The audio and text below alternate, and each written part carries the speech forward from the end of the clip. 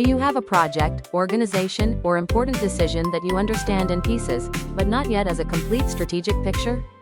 Perhaps you know some of your strengths, recognize a few weaknesses, and can see changes happening around you, but you are uncertain about what they mean or what to do next.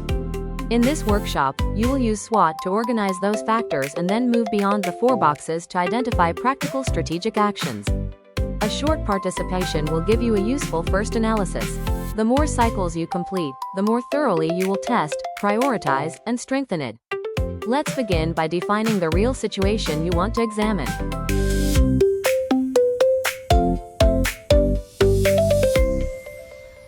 Welcome to From SWOT to Strategy. In this workshop, you will examine one real project, organization, program, career question, or strategic initiative.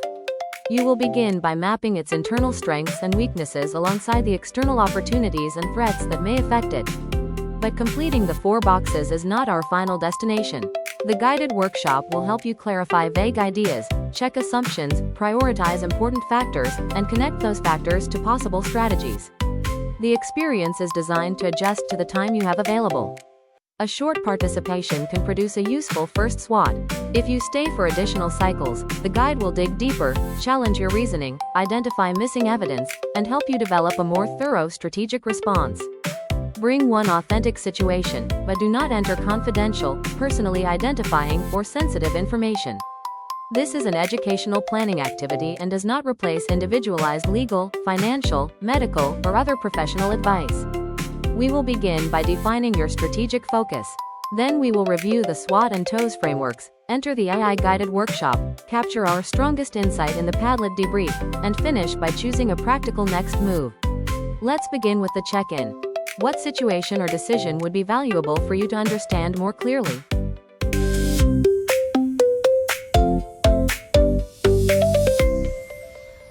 Before we examine the framework of focus, begin with your own perspective. Scan the Padlet QR code and describe one situation you would like to understand more deeply. First, describe what is happening without further interpretation. Then identify what should be happening instead and why that difference matters. Finally, describe what would make this investigation useful for you.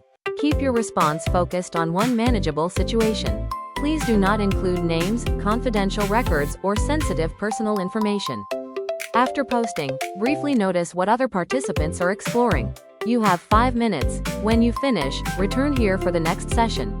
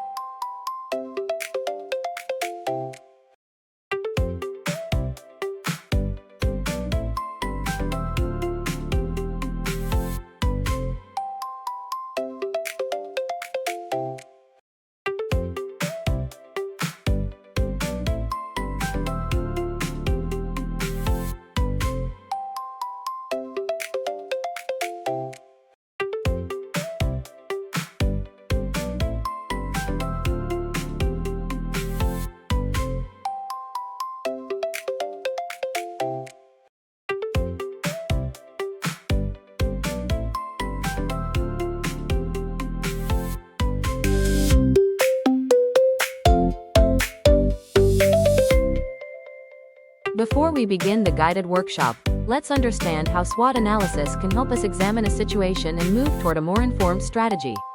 SWOT stands for strengths, weaknesses, opportunities, and threats. Together, these four perspectives help us see what is happening inside the organization, project, program, or decision we are examining, as well as what is changing outside it. Strengths and weaknesses are internal factors. Strengths are the resources, capabilities, relationships, knowledge, processes, or advantages that currently help us achieve our objective. Weaknesses are internal gaps, limitations, shortages, or underperforming capabilities that may make the objective more difficult to achieve. Opportunities and threats are external factors. Opportunities are outside developments or conditions that we may be able to use to our advantage. These could include changing customer needs, new technologies, emerging partnerships, policy developments, or favorable market trends. Threats are external conditions that could create difficulties, increase risk, or obstruct progress. These might include new competitors, changing regulations, economic pressures, technological disruption, or shifts in stakeholder expectations. The categories always depend on the specific objective and time horizon we are examining. A factor is not automatically a strength simply because it sounds positive. It must contribute meaningfully to the defined objective. In the same way, a weakness is not a personal criticism. It is an internal limitation that matters in relation to the result we are trying to achieve. The same factor can also be classified differently in different situations. For example, offering a large range of products may be a strength when the objective is to serve several customer groups. However, it may become a weakness when the objective is to simplify operations or reduce costs. This is why we must define our focus before completing the matrix. We also need to distinguish an external opportunity from an action we might take. For example, start advertising is an action, not an opportunity. Growing customer interest in a particular service may be the external opportunity. Advertising could then become one possible response to that opportunity. Evidence is another important part of a strong SWOT analysis. A statement such as, "Our customers trust us," may be a reasonable starting hypothesis, but it becomes more credible when supported by retention rates, customer surveys, repeat purchases, referrals, or consistent stakeholder feedback. When evidence is unavailable, we should not present the statement as a proven fact. Instead, we can identify it as an assumption and decide what information would help us verify it. This matters because SWOT is sometimes treated as the final product. Participants fill in 4 boxes and stop. But 4 long, unranked lists do not tell us which factors matter most, how those factors relate to one another, or what we should do next. In this workshop, we will move beyond description. After identifying the 4 categories, we will clarify unclear factors, examine available evidence, and prioritize the factors that have the greatest relevance, impact, urgency, or strategic importance. We will then use TOES questions to connect the factors and generate possible strategies. We may use a strength to capture an opportunity, reduce a weakness that prevents us from benefiting from an opportunity, use a strength to protect against a threat, or reduce our exposure where a weakness and threat combine. Your AI guide will help you complete this process through cycles of improvement. The first cycle will create a useful strategic map. If you have additional time, later cycles will clarify your ideas, challenge assumptions, examine evidence, introduce missing perspectives, prioritize important factors, and connect them to practical strategies. You control how deeply you participate. A shorter interaction can still produce useful initial insight. The more cycles you complete, however, the more thoroughly you can examine the situation and strengthen your final strategic brief. Remember that SWOT is a strategic snapshot, not a permanent conclusion. Your analysis may need to change as your objective, evidence, stakeholders, or external environment changes. When you are ready, open the AI-guided workshop and begin with the strategic focus you identified during the check-in.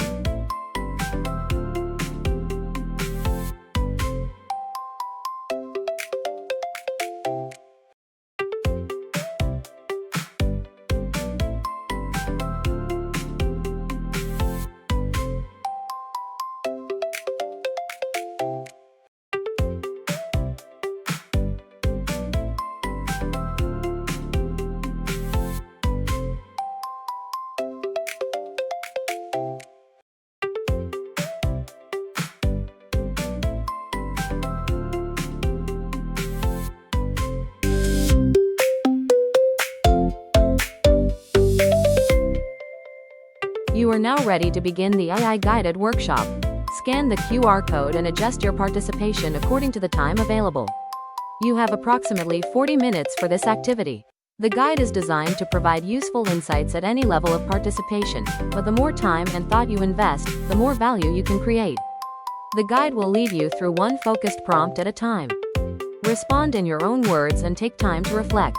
If you are unsure, simply say so. The guide will help you clarify your thinking and identify what additional information may be needed. Please do not use other AI tools to generate your responses. This activity is intentionally designed to sharpen your own thinking, with AI serving as a guide, not a substitute for the human mind. Use your own judgment, protect private information, and save your final response before returning for the workshop debrief.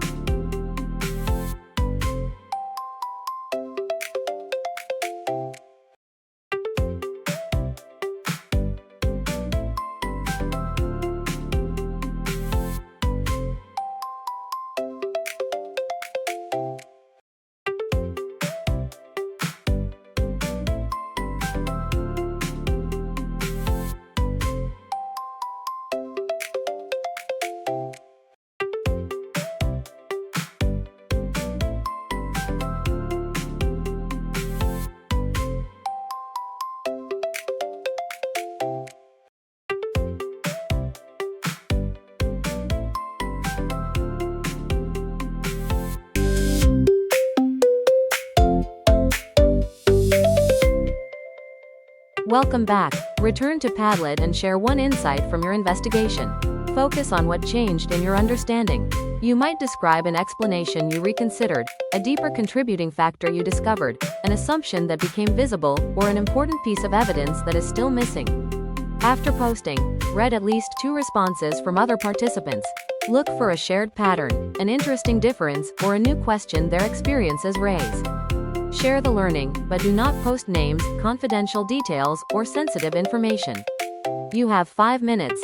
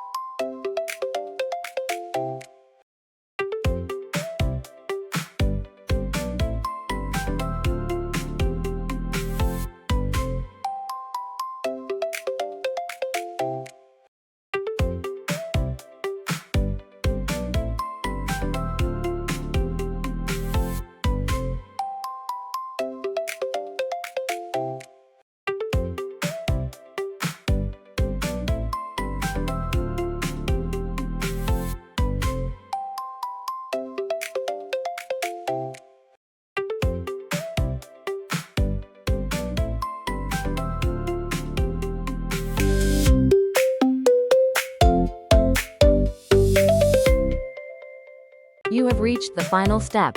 Scan the checkout QR code and reflect on what became clearer during the workshop.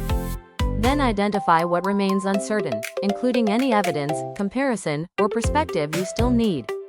Finally, choose one specific next action. You might gather information, speak with a relevant stakeholder, explore another causal branch, test a small countermeasure, or revise your original problem statement. State what you will do and when you will do it. Your investigation does not need to end with complete certainty. A thoughtful question and a responsible next step are meaningful progress. Thank you for participation.